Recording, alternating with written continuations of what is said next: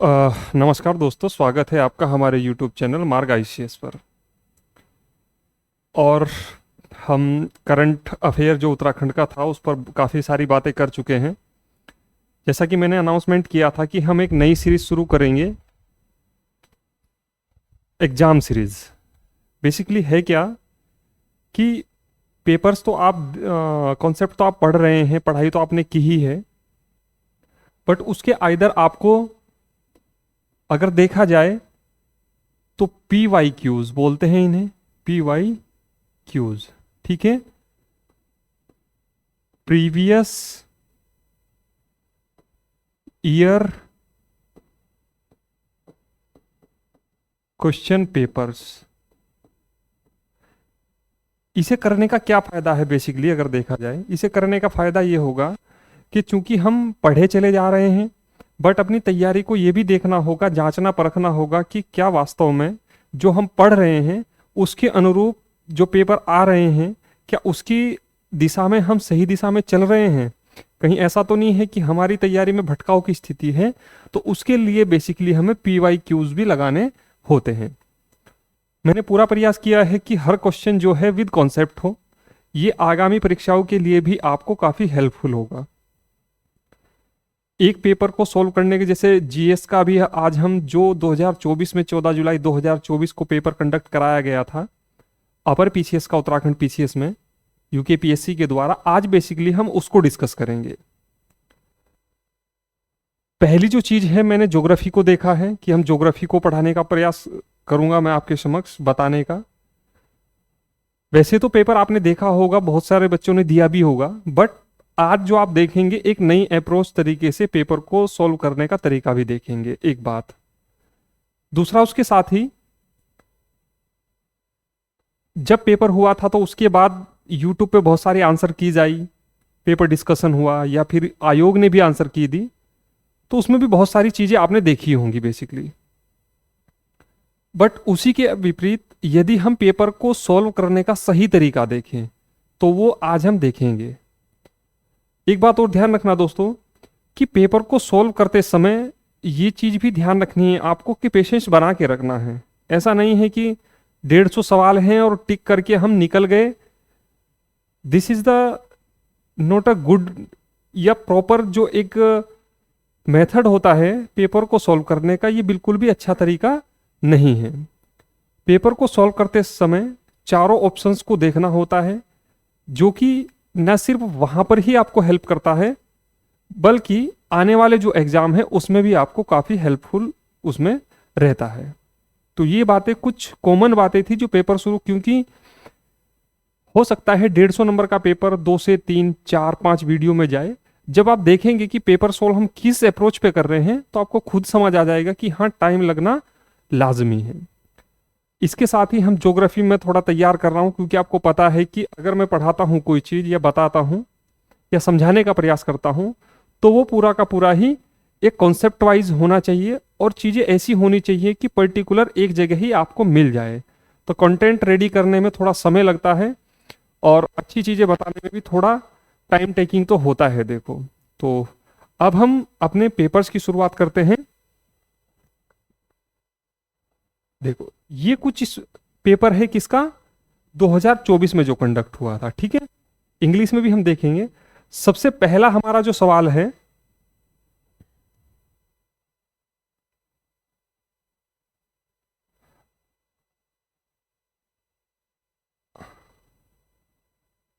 ये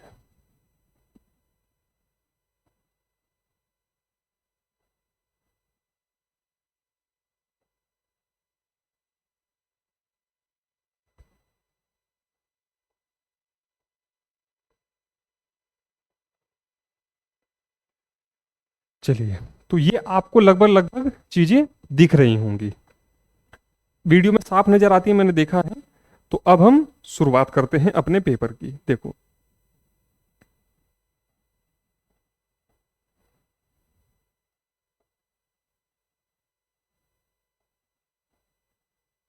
चलिए देखो, सबसे पहला हमारा सवाल है, मैं पेपर एक्चुअली इसमें पढ़ूंगा सवाल। सबसे पहला सवाल आप देख रहे होंगे, पेपर भी निकाले ना, आयोग की साइट पे आपको मिल जाएगा, ये कोई बड़ी बात नहीं है।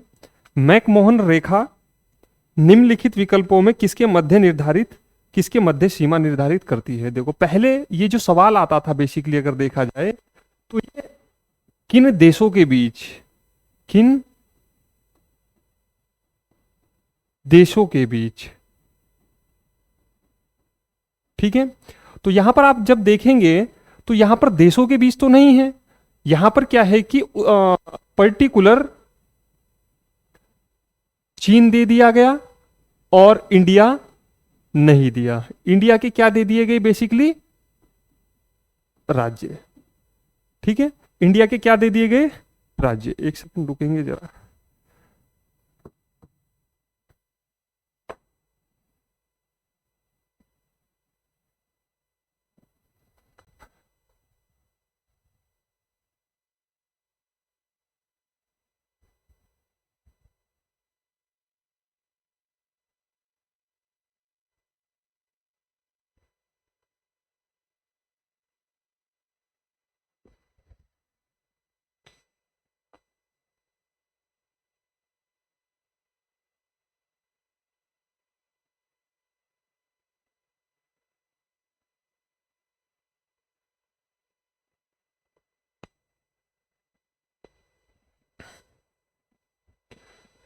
ठीक है, सॉरी एक कॉल आ गया था।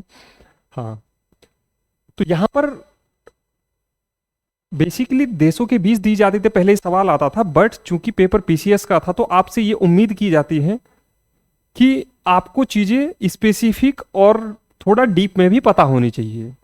तो यहां पर क्या दिया है, राज्य दे दिए गए हैं इंडिया के, ठीक है।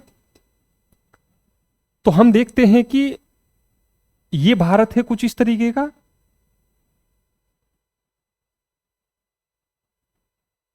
ये यहां पर जो हमारा अरुणाचल प्रदेश पड़ता है, अरुणाचल प्रदेश पड़ता है, तो बेसिकली ये वाला जो बाउंड्री है यहां से, ठीक है। यहां पर क्या है, मैकमोहन रेखा, मैकमोहन लाइन। और ऊपर क्या है हमारा बेसिकली, तिब्बत से इधर होते हुए चाइना, चाइना। तो हम देखेंगे कि यहां पर सिक्किम एवं चीन है, अरुणाचल प्रदेश, तो इसका आंसर क्या होगा, बी, अरुणाचल प्रदेश एवं चीन। उत्तराखंड और चीन के बीच नहीं है, हिमाचल प्रदेश और चीन के बीच नहीं है, जबकि सभी जो स्टेट्स हैं, सभी स्टेट्स की जो बाउंड्री है वो चीन से मिलती है अगर देखा जाए तो ये सवाल भी कुछ स्पेसिफिक था, तो इस वजह से जानना आपके लिए ज्यादा जरूरी ये हो जाता है, ठीक है। दूसरा अगर हम बात करें, दूसरा सवाल है हमारा, आई होप आपको ये चीज क्लियर हुई होगी, ठीक है। मैं इसे रफ कर देता हूं। दूसरा हमारा सवाल है कि एटोल आकार है, एटोल किसका आकार है। अब देखो ये जो सवाल था, ज्योग्राफी के जो सवाल इस बार आए थे पिछली बार क्वेश्चन पेपर में, वो थोड़े से क्या आए थे, काफी डीप आए थे, मतलब थोड़े सब्जेक्टनल सवाल थे। एटोल क्या है बेसिकली, हाँ, एटोल का आकार कैसा होता है। बेसिकली पहले आपको पता होना चाहिए कि एटोल है क्या, एटोल है क्या। देखो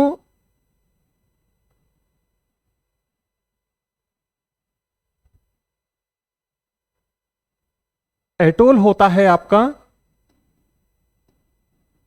परवाल भित्ति, परवाल भित्ति, ठीक है। और परवाल भित्ति स्थिति एवं बनावट, स्थिति एवं बनावट के आधार पर 3 प्रकार की होती हैं, ध्यान रखना है आपको। स्थिति एवं बनावट के आधार पर 3 प्रकार की होती हैं। नंबर 1 अवरोधक,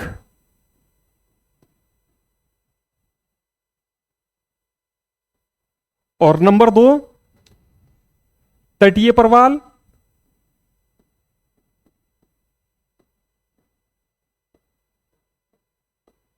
और तीसरा आ जाता है एटोल द्वीप, एटोल द्वीप, ठीक है।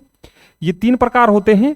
तो यहां से सवाल बेसिकली आया था, जो प्रवाल भित्ति होती है आपने देखा होगा, जो कोरल्स रीफ बोलते हैं इन्हें बेसिकली इंग्लिश में, जो कोरल रीफ होती हैं वो 3 प्रकार की होती हैं। नंबर 1 अवरोधक प्रवाल भित्ति, तटीय प्रवाल भित्ति कोरल बोलते हैं, और एटोल प्रवाल। अब इसमें पूछा था कि आकार क्या है। अब सवाल अगर आप सीधा पढ़े तो आप अगर को आकार ही बताना है और गूगल करेंगे तो आंसर मिल जाएगा, बट उसके अतिरिक्त आपको ये चीज भी जाननी चाहिए। आप ध्यान रखना, अवरोधक, अवरोधक मतलब बैरियर, बैरियर। ये जो इस प्रकार की जो कोरल रीफ है वो कहां पर मिलती हैं? ऑस्ट्रेलिया में, ऑस्ट्रेलिया के नॉर्थ ईस्ट तट पर। ठीक है, आपने एक नाम सुना होगा ग्रेट बैरियर रीफ। तो ग्रेट बैरियर जो रीफ है वो प्रवाल भित्ति के अवरोधक जो प्रवाल भित्ति है उसी के अंतर्गत ग्रेट बैरियर रीफ आता है, जो कि ऑस्ट्रेलिया में पाया जाता है। नेक्स्ट आता है तटीय प्रवाल। तटीय प्रवाल अगर आप देखेंगे ये प्रशांत महासागर में भी मिल जाता है। इंडियन ओशियन में अगर हम देखें तो हमारा लक्षद्वीप है, ठीक है, और अंडमान के क्षेत्र में भी ये दिख जाता है, अंडमान के क्षेत्र में भी ये बेसिकली दिख जाता है। और जो एटॉल होता है ये बेसिकली अगर हम देखें तो जो दक्षिणी प्रशांत महासागर है, दक्षिणी प्रशांत महासागर है, यहां पर क्या है? एक फूनाफूटी एटोल, एक जगह है फूनाफूटी प्रवाल, और इसकी आकृति कैसी है? एटोल टाइप की, एटोल। और इसकी जो इमेज होती है वो कैसी होती है? घोड़े के नाल के आकार, घोड़े के नाल की आकार, नाल की आकार, ठीक है, या फिर रिंग शेप में, रिंग शेप में। तो ध्यान रखना कि जो प्रवाल भित्ति होती हैं वो 3 प्रकार की होती हैं। नंबर 1 अवरोधक, नंबर 2 तटीय, और नंबर 3 एटोल। तो यहां पर एटोल पूछा गया था बेसिकली कि एटोल का आकार क्या होता है। तो ध्यान रखना है आपको, एटोल का आकार क्या होता है? घोड़े की नाल या अंगूठी के आकार का होता है। अवरोधक प्रवाल को जब आप बैरियर रीफ को गूगल करोगे, वहां पर डालोगे तो वहां पर उसकी इमेज आ जाएगी। हेलो, ठीक है। नेक्स्ट सवाल हमारा जो था, नेक्स्ट सवाल की अगर हम बात करें, सूर्य की चमकीली बाह्य परत किस नाम से जाना जाता है? ठीक है, तो ये सवाल भी अच्छा सवाल था। अगर देखेंगे आप कि सूर्य की बाह्य परत को किस नाम से जाना जाता है, तो इसे क्या कहा जाता है? फोटोस्फीयर। इसे क्या कहा जाता है? Basically photosphere. ठीक है, अब इसमें आयनोस्फीयर है, मेसोस्फीयर है और सन स्पॉट्स हैं। आपको ध्यान रखना चाहिए कि जो सन स्पॉट होंगे वो तो सन के ऊपर ही मिलेंगे, यानी अंदरूनी भाग में मिलेंगे, बट बाहर का जो क्षेत्र है, अगर ये सूरज है, इसका सबसे जो अंदर का क्षेत्र है इसे कोर जोन कहा जाता है, कोर जोन। और इसमें 2 चीजें होती हैं, एक होता है कन्वेक्शन जोन और एक होता है रेडिएटिव जोन, रेडिएटिव जोन। ठीक है, इससे जब थोड़ा बाहर आते हैं तो यहां पर एक ट्रांजिशन फेज होता है, और सबसे बाहर जो होता है वो होता है आपका फोटोस्फीयर। ठीक है, फोटोस्फीयर यानी जहां से रोशनी रिफ्लेक्ट होती है। और फोटोस्फीयर जब अपने रिफ्लेक्शन के दौरान रोशनी डालता है तो वहां पर क्या होता है? कोरोना। तो इसी के जस्ट बगल में, पास में एक और होता है कोरोना। तो ये चीज आपको ध्यान रखनी है। ठीक है, क्रोमोस्फेयर बेसिकली उसे बोलते हैं।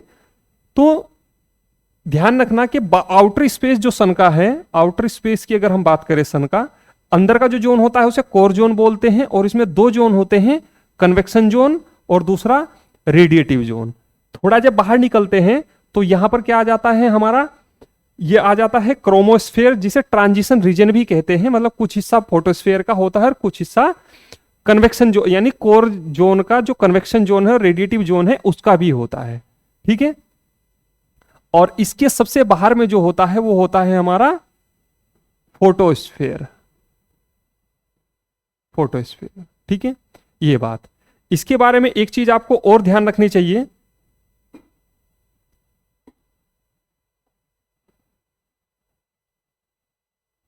इसके बारे में आपको एक चीज और ध्यान रखनी चाहिए।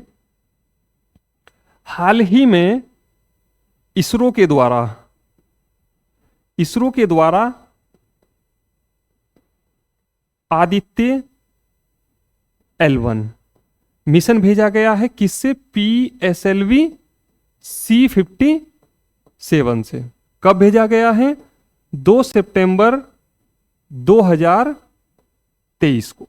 ठीक है, ये क्या करेगा? सूर्य की बाह्य परत का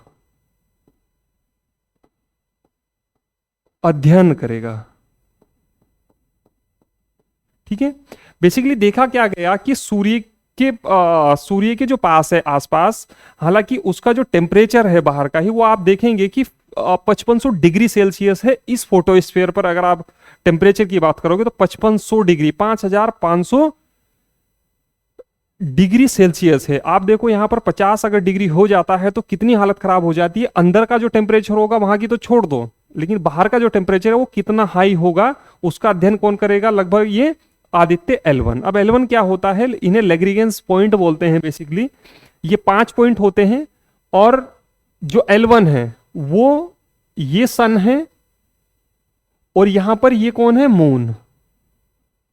तो इसके बीच में क्या पड़ता है? एक L1। इसी तरीके से 5 पॉइंट हैं, जैसे यहां L4, यहां L5, यहां कहीं L3 होगा, कहीं L2 होगा। ठीक है, तो इस तरीके से 5 पॉइंट है ये बेसिकली वो पॉइंट हैं जहां से सूर्य की एक वस्तु स्थिति को बेहतर तरीके से जाना जा सकता है। यदि इसके बियॉन्ड हम अंदर की तरफ जाएंगे तो हो सकता है सूर्य की जो गर्मी है वो वहां से जला दे। तो आपको ध्यान रखना है PSLV C58 आदित्य L1 इसके बारे में।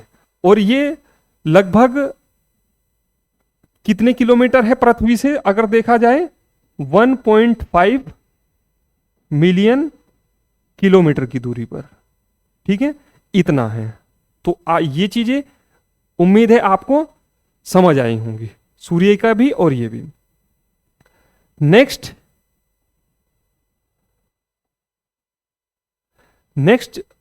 इन्हें आप जैसे जैसे मैं पढ़ा रहा हूं बता रहा हूं तो नोट करते चले, क्योंकि मैं फिर रफ कर देता हूं। ठीक है, नेक्स्ट सवाल है हमारा, सहारा मरुस्थल में उत्तर पूर्व व पूर्व से पश्चिम और बहने वाली शुष्क पवनों को किस नाम से जाना जाता है? ठीक है, यह सवाल है। यह सवाल भी अच्छा सवाल था बेसिकली अगर देखा जाए।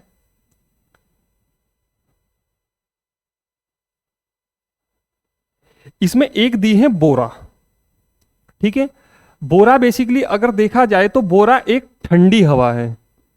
ठंडी हवा एक्चुअली है क्या कि जब हम इन्वायरमेंटल ज्योग्राफी को पढ़ते हैं और फिजिकल ज्योग्राफी के अंतर्गत भी जब हम पवनों के बारे में पढ़ते हैं और क्लाइमेटिक जोन के बारे में पढ़ते हैं, जो हम जलवायु वाला परिवर्तन को हम पढ़ते हैं क्लाइमेटोलॉजी, उसके अंतर्गत हम देखते हैं कि कुछ स्थानीय पवन होती हैं।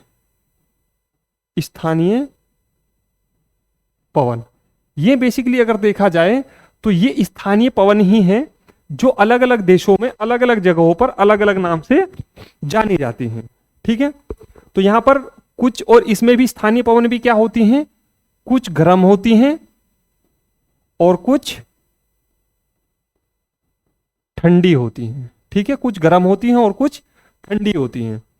यहीं पर बोरा की अगर हम बात करें तो ये ठंडी हवा है। सिरको की बात करें अगर हम तो इसका जो आंसर है बेसिकली सिरको ही होगा। सिरको की अगर हम बात करें तो सहारा मरुस्थल में, मरुस्थल ठंडे भी होते हैं, ध्यान रखना मरुस्थल को अगर कभी सुन के आपको लगे कि मरुस्थल गर्मियों, ठंडे मरुस्थल भी होते हैं, ठीक है।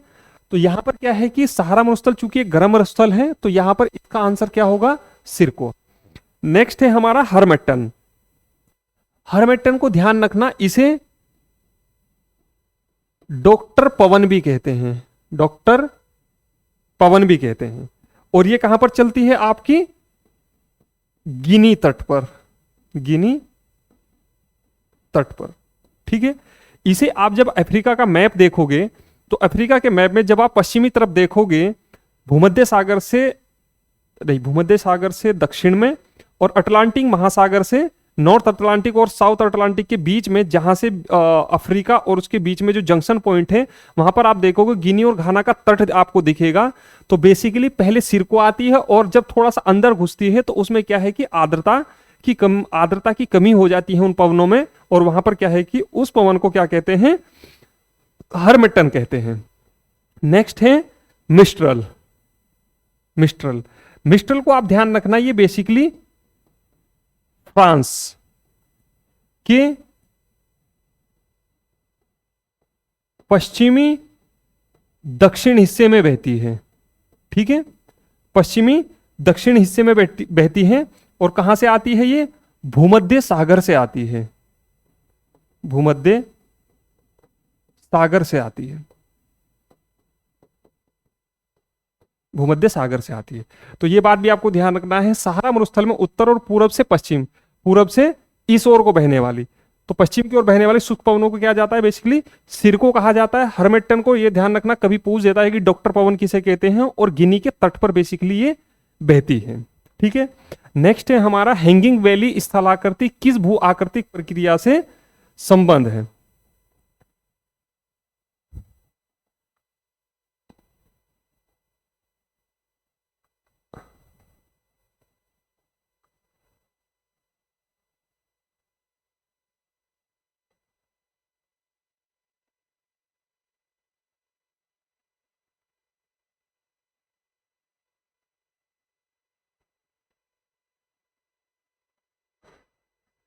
नेक्स्ट सवाल है हमारा लटकती घाटी। तो ध्यान रखना, हैंगिंग वैली जो होती है, इंग्लिश में इसे हैंगिंग वैली कहते हैं।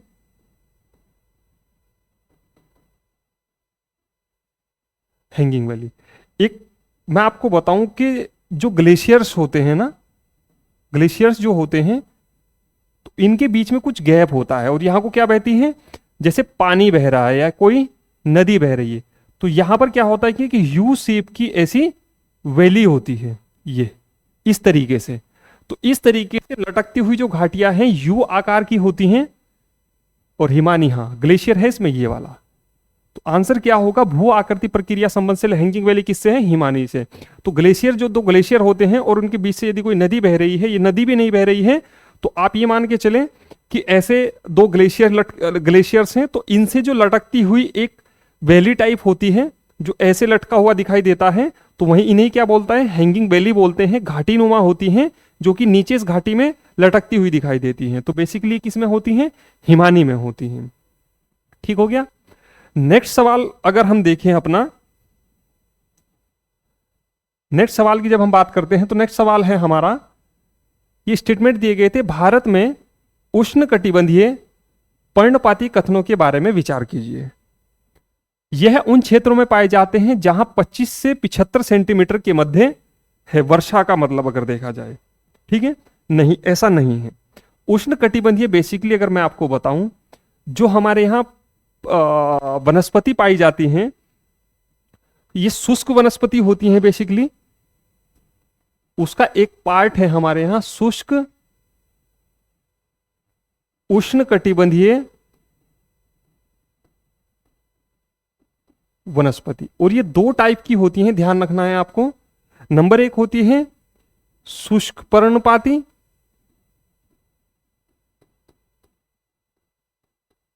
और नंबर दो होती है कंटीली,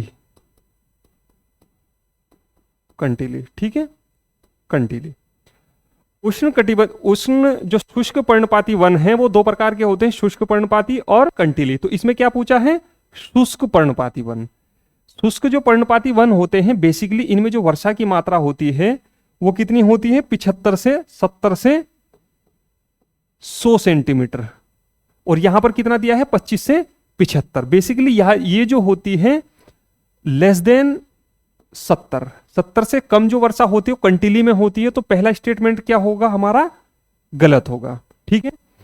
दूसरा है ये हिमालय की तलहटी क्षेत्र में एक अनियमित पट्टी में पाए जाते हैं। नहीं, ऐसा नहीं है।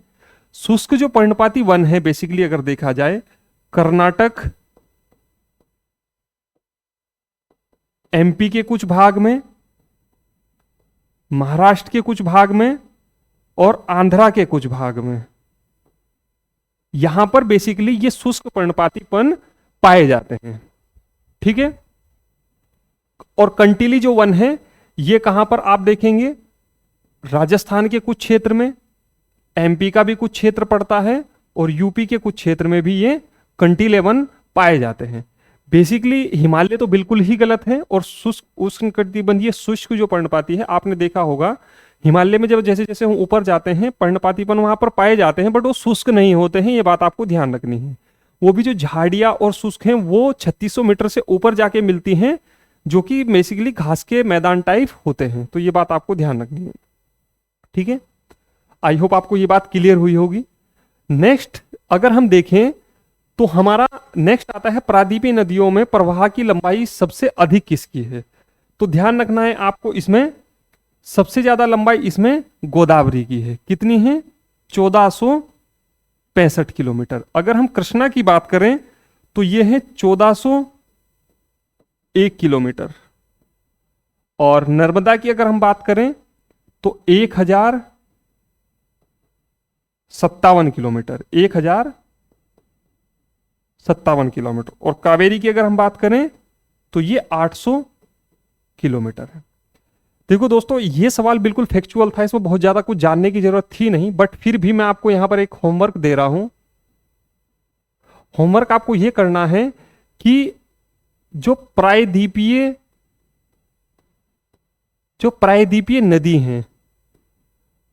नदी हैं उन्हें नॉर्थ टू साउथ, ठीक है, जैसे अगर हम देखें नॉर्थ टू साउथ प्लस, क्योंकि एग्जाम नजदीक है तो ये काम आपको कर लेना चाहिए, प्लस अरब सागर में कौन सी नदी गिरती है और bay of Bengal, bay of Bengal, bay of Bengal में कौन सी नदी गिरती है ये बात भी आपको पता कर ले। नॉर्थ टू साउथ जैसे आप देखेंगे इधर महानदी जाती है, फिर गोदावरी आती है, फिर कृष्णा आती है, फिर कावेरी आती है। तो ये आप क्रम पाएंगे, बट इसी के बीच में यहां से दो नदियां निकल जाती है, नर्मदा और ताप्ती। तो इन्हें नॉर्थ टू साउथ यदि आप अरेंज कर लेंगे, सवाल एक्चुअली क्या है आजकल ट्रिकी हो गए हैं, थोड़े से सवाल फंस के आने लगे हैं। तो इन चीजों को आपको बेहतर तरीके से जानने के लिए ये भी अप्रोच के साथ चीजों को तैयार करना पड़ेगा। ये प्लस लंबाई के अनुरूप भी उन्हें उनका क्रम क्या है ये भी आप देखना होगा। तो ये भी सवाल हमारा लगभग हो जाएगा, पूरा का पूरा फैक्चुअल बेस ही था। नेक्स्ट हमारा सवाल देखो, और आप सोच रहे हो कि वन लाइनर पढ़ के आप एग्जाम को निकाल लोगे, तो ये बहुत बड़ी भूल है आपकी। अब पेपर वो ग्रुप सी के हो, यूके ट्रिपल एससी में हो या यूके पीएससी में, पेपर जो है जब तक आप कॉन्सेप्ट को नहीं जान रहे होंगे सवाल आपकी रेंज से बाहर है, सवाल हल होने वाला बेसिकली नहीं है। ये बात आप अभी समझ ले या 5 साल तैयारी करने के बाद समझ ले। ठीक है। नेक्स्ट सवाल है हमारा, निम्नलिखित में से कौन सा लेटेराइट मिट्टी के संदर्भ में सही नहीं है अगर देखा जाए। ठीक है, सही नहीं। पहला ऑप्शन है इसमें चूना व नाइट्रोजन की कमी होती है, यह अच्छी निर्माण सामग्री प्रदान करता है, यह निक्षालन प्रक्रिया से प्रभावित होता है, यह नमी पोषक और अधिक चिकनी मिट्टी क्ले फैक्टर होता है। ठीक है। देखो अगर हम मिट्टी की अगर अपने यहां बात करें, पहले अगर हम बात करते हैं तो हमारे यहां जो मिट्टी पाई जाती है, पहली को सबसे ज्यादा मिट्टी कौन सी पाई जाती है हमारे बड़े क्षेत्रफल पर, जलोढ़ मिट्टी, जिसे दोमट मिट्टी के नाम से भी जाना जाता है। दूसरे नंबर पर कौन सी आती है? काली मिट्टी। और तीसरे पे आती है हमारी पीली या लाल।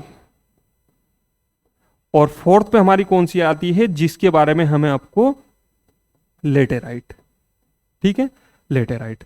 आप लेटेराइट को समझने के लिए दो चीज समझना। जब मृदा निर्माण में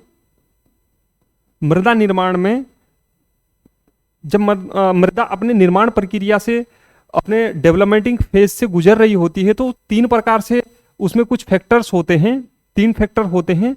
नंबर एक होता है लेटेराइजेशन, इसे हिंदी में निक्षालन कहते हैं। निक्षालन शायद शब्द यहां पर दिया है, हाँ ये रहा, निक्षालन। दूसरा होता है कैल्सिफिकेशन,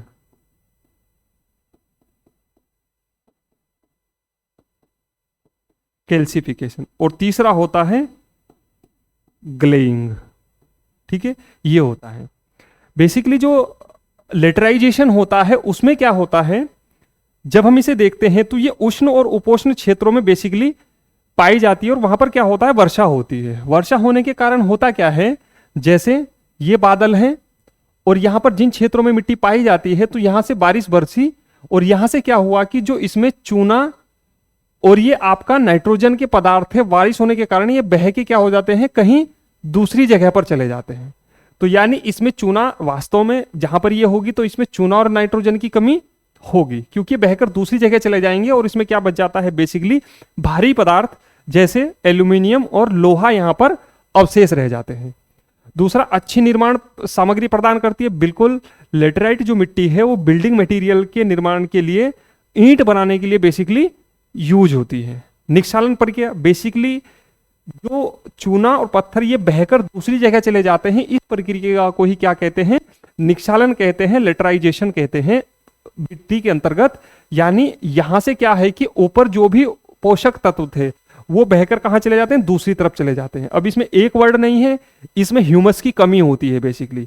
ठीक है, ह्यूमस वो चीज होती है जो मिट्टी में ऑर्गेनिक जो फैक्टर्स होते हैं, जो अगर वहां पर किसी फसल को लगाया जाता है, उगाया जाता है, तो उसमें क्या है कि प्रोडक्टिविटी को वो बहुत ज्यादा बढ़ा देते हैं। तो ह्यूमस की कमी भी अगर कभी आ जाए तो ह्यूमस की कमी भी बेसिकली लेटराइट मिट्टी में होती है। ठीक है, ये बात आपको ध्यान रखनी है। उसका कारण क्या है, क्योंकि उष्ण और उपोष्ण क्षेत्रों में होती है, और वर्षा होने के फलस्वरूप क्या है कि चूना और नाइट्रोजन हल्के पदार्थ होते हैं जो कि बहाकर दूसरे स्थान पर चले जाते हैं, और वहां पर जो भारी पदार्थ हैं एल्यूमिनियम और लोहा वो वहीं पर रुक जाते हैं, जिसके कारण क्या है कि ये मिट्टी निक्षालित मिट्टी होती है और नाइट्रोजन की कमी होती है, और यह नमी पोषक अधिक चिकनी कारक होती है। तो इसमें पूछा था सही नहीं है, तो डी ऑप्शन होगा इसमें, ये बेसिकली सही नहीं होता है। बाकी तीनों आंसर इसके सही है। अच्छी निर्माण में भी होती है, चूना नाइट्रोजन की कमी भी होती है, निक्षालन प्रक्रिया से प्रभावित भी होती है। ठीक है, नेक्स्ट सवाल, आई होप आपने ये पढ़ लिया था। कैल्सिफिकेशन बेसिकली ध्यान रखना। अरे, कैल्सिफिकेशन की अगर हम बात करें, कैल्सिफिकेशन क्या होता है एक वर्ड में बता देता हूं। कैल्सिफिकेशन होता है, ये इसके विपरीत होता है। जहां पर शुष्क एरिया होता है वहां पर क्या होता है कि बर्फ पड़ने के साथ ही क्या होता है कि जो भारी पदार्थ है एल्यूमिनियम और आपका लोहा नीचे चले जाते हैं जमीन में, और सिलिका की मात्रा ऊपर रह जाती है, और कैपिलरी एक्शन के द्वारा क्या है कि वहां से पोरस बनते हैं, और वहां से पानी क्या है इजिली ऊपर आ सकता है, और इसमें उपजाऊपन अच्छा होता है। कैल्सिफिकेशन कहते हैं। और ग्लेइंग आपने देखा होगा, जैसे बहुत बड़ा एक वाटर का क्षेत्र होता है, दलदली क्षेत्र या अनूप क्षेत्र जिसे बोलते हैं, तो वहां पर आप देखेंगे उसमें पोटेशियम की मात्रा बहुत होती है, और वो आपको पीला पीला दिखाई देगा। तो वहां पर क्या है कि पोटेशियम की मात्रा बहुत होती है, और उसी क्षेत्र को क्या कहते हैं, हम ग्लेइंग कहते हैं बेसिकली। ठीक है, तो ये बात है। 10वां सवाल है हमारा, मैदान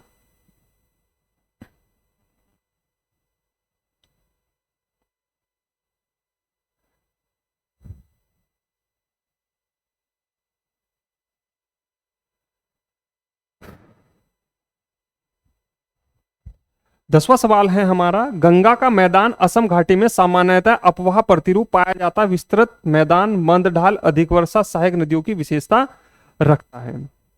ठीक है, देखो दो चीजें होती हैं। ये सवाल थोड़ा सा मैं कहूंगा थोड़ा अटपटा बनाया था, क्योंकि एक होता है ड्रेनेज सिस्टम, ड्रेनेज सिस्टम, और एक होता है ड्रेनेज पैटर्न। ठीक है, एक होती है अपवाह प्रणाली और एक होता है अपवाह प्रतिरूप। प्रतिरूप किसे कहते हैं? ड्रेनेज पैटर्न को। और अपवाह प्रणाली जो होती है ये होती है, बेसिकली इसमें पूछा है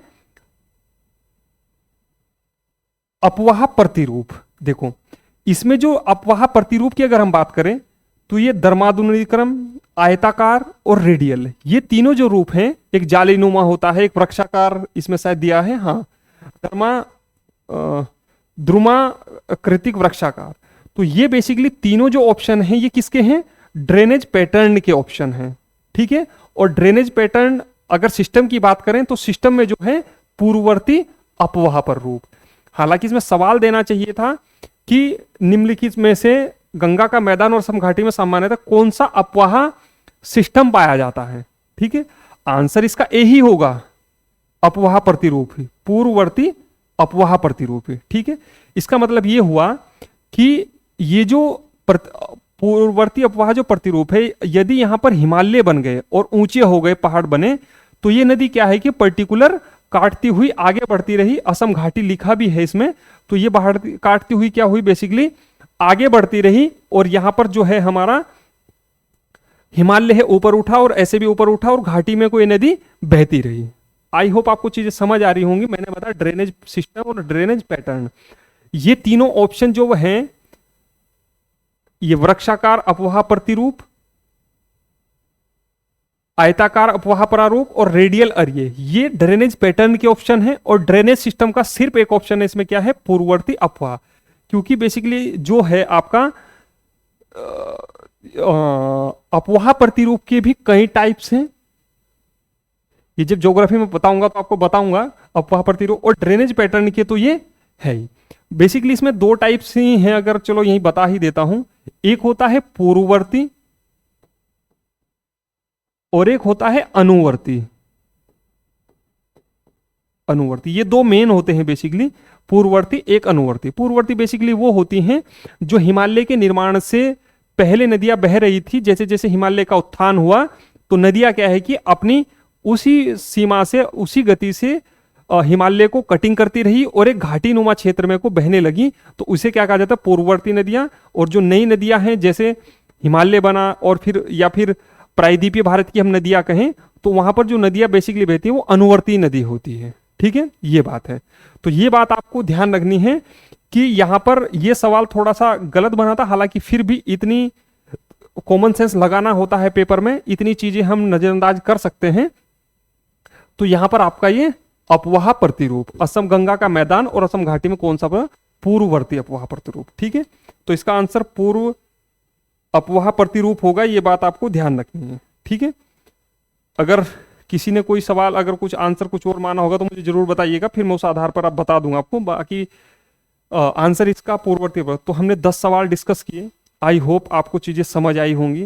देखो मैं फिर कह रहा हूं आपसे कि अच्छी चीज को पढ़ने के लिए आपको थोड़ा सा समय लगेगा, बट चीजें आपको अच्छी समझ आएंगी, अच्छी चीजें होंगी। आप मुझे एक सुझाव और प्रोवाइड कीजिएगा, क्या मैं अगली दफा इन चीजों को अलग पेज में बना के तैयार कर दूं, ताकि आपके लिए क्या हो, वो चीजें सहज और सुलभ तरीके से प्रोवाइड हो जाए। क्योंकि मुझे भी लग रहा है कि इसमें बहुत ज्यादा टाइम टेकिंग भी हो रहा है। 10 सवाल हम कर पाए हैं, आधे से पौन घंटा हमें हो गया है। तो इस तरीके से अगर हमें 150 सवाल करने हैं तो 40 दूसरे 400, और अगर डिवाइड बाई 60 करेंगे तो 0.6 लगभग 6.5 घंटे लग जाएंगे हमें पेपर को सॉल्व करने में। और बेसिकली एक पेपर को सॉल्व करने के लिए इतना समय तो चाहिए, मैं इस बात को बिल्कुल एग्री करता हूं। बट फिर भी क्योंकि कुछ बच्चे ऐसे होते हैं कि बहुत फास्ट चीजें देखनी होती हैं, तो उनके लिए भी ये सुझाव है।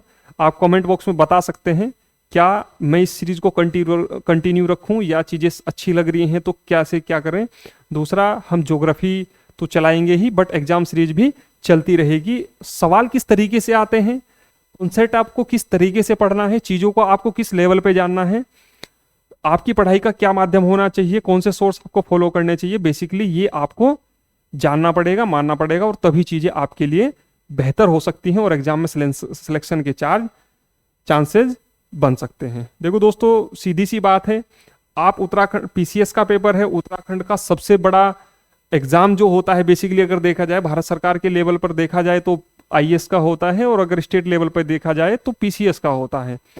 एसडीएम आप बनेंगे तो इतनी उम्मीद की जाती है कि इतना कॉन्सेप्ट आपको पढ़ने के बाद इतनी सारी चीज़ें पता होनी चाहिए, तभी चीज़ें बेहतर होती हैं और तभी चीज़ें अच्छी होती हैं। अब घबराना बिल्कुल नहीं है कि सर ये सब चीज़ें हैं, या जो भी आप मानते होंगे कि हम कैसे पढ़ें, कहाँ से पढ़ें, तो चीज़ें आप कमेंट बॉक्स में पूछा करिए, मैं आपको सोर्सेज बताऊंगा कि आप यहाँ से चीज़ों को थोड़ा थोड़ा करिए, वहाँ में जितनी हेल्प होगी मैं अपनी साइड से करूँगा। तो इसी के साथ अपनी वाणी को विराम देते हुए, लगता है क्लास से आपको काफ़ी फायदा हुआ होगा। तो आज हमने 10 सवाल डिस्कस किए ज्योग्राफी के, 2-4 सवाल जो भी 5 सवाल जो भी हैं वो रह गए हैं, हम अगली क्लास में डिस्कस करेंगे। मैं सब्जेक्ट वाइज ही डिवाइड पार्ट करके चलूंगा इन्हें। तो थैंक्स फॉर वॉचिंग, मिलते हैं हम अगली क्लास में।